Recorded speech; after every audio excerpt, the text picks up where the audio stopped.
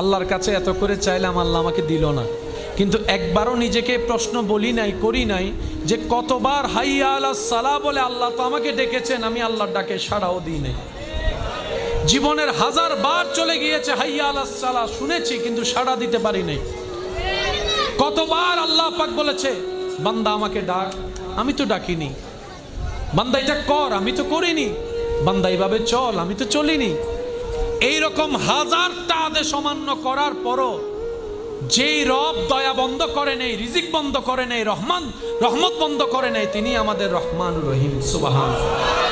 তো মুমিন বান্দারা আফসোস করে না, আপত্তি করে না, ওনারা অপেক্ষা করে রবের হুকুমের। ওই রবের হুকুম আসা পর্যন্ত অপেক্ষা করার মাঝখানে যে রাস্তা, এটার নামেই সবর, এটার নামেই ধৈর্য। বলেন না সুবহানাল্লাহ। ওনারা সবরের রাস্তা দিয়ে যায়, শুকরের মাধ্যমে নিয়ামত নিয়ে আসে। সেজন্য আল্লাহ তাআলার প্রিয় বান্দা যারা হয়েছেন, হবেন, সবাইকে কষ্টের ভিতরে যেতে হয়। এটাই বিধান, এটাই নিয়ম। এখান থেকে বাঁচার কোনো সুযোগ